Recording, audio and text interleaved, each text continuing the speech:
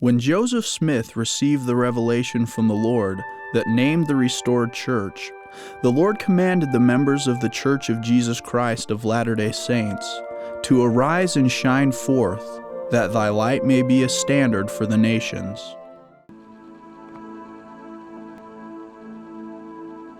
Definitely have made a big effort this year with making sure my standards shine out with, in my example to my friends.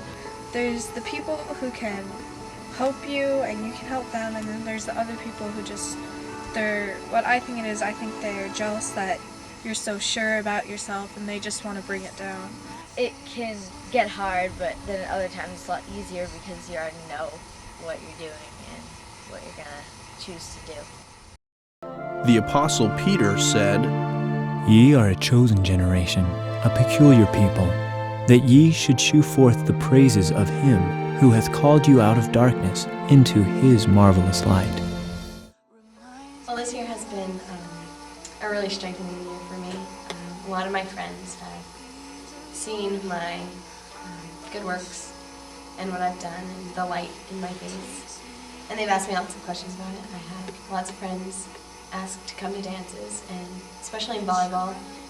There came a time when we were discussing proms this year, and they were asking if I could wear sleeves. And I told them that I already had my dress and I already had sleeves, I had to get it special. And they were really excited about it. They didn't make fun of me about it. And it eventually led to two of my friends on the volleyball team begging to come to one of our dances. There's so few girls and young men and young women that have gone before me to be that standard, and sort of preparing the way has helped me strengthen my testimony about how Holy Father helps us when we have strong desires to do good and to help those around us understand better what His plan is for each of us.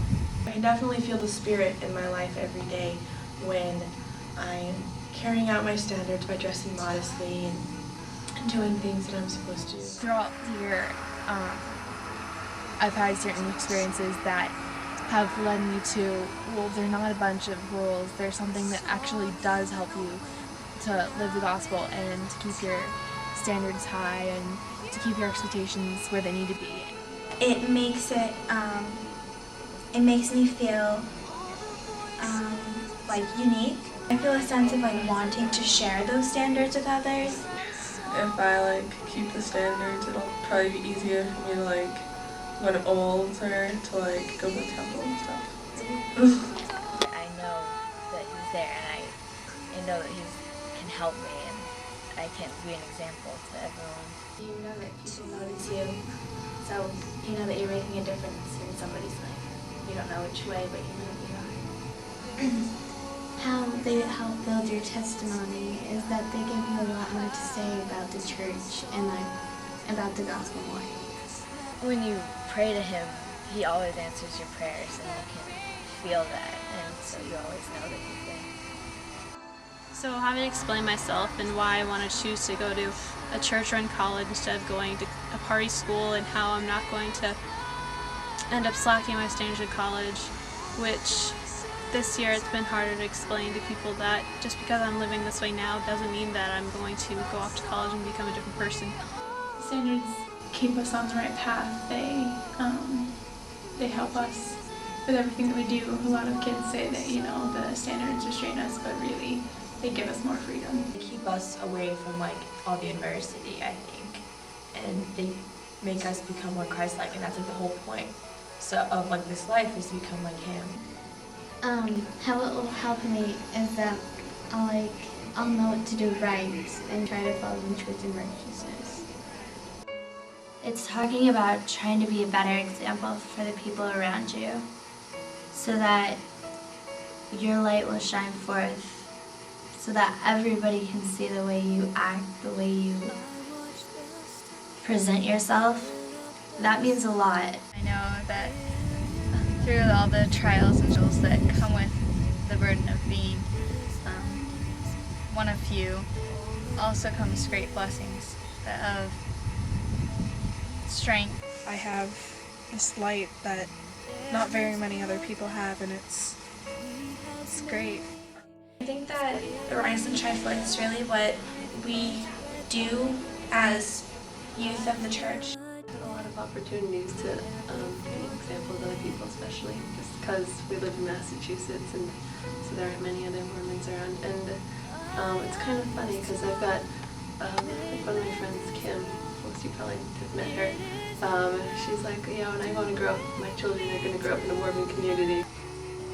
I mean, it's gotta mean something if like all these people are like standing up for you, even though they themselves don't necessarily follow that.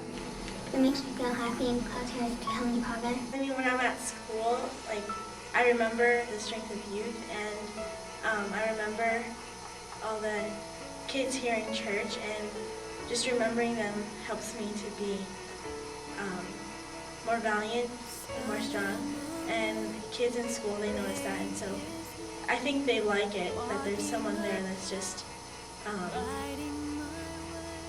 just knows what they stand for. I'm always looking to God, people look to you to find out where they need to be. Sometimes it's hard for everybody, but yeah, it's nice when my friends just recognize that she keeps her standards. That's really awesome. What a marvelous light we have been given through the gospel of Jesus Christ. The Lord said, "Walk while ye have the light, lest darkness come upon you. For he that walketh in darkness knoweth not whither he goeth. While ye have light, believe in the light, that ye may be the children of light." Every time I read it, it reminds me that I'm an example for everyone around me, and that everything I do, I'm a representation of this church. It affects my testimony by just changing what I want to say and standing up for the strength of youth.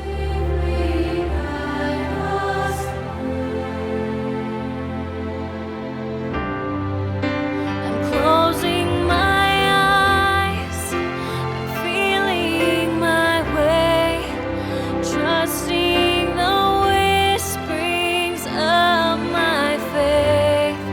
I'm cleaving to you, Father, with every step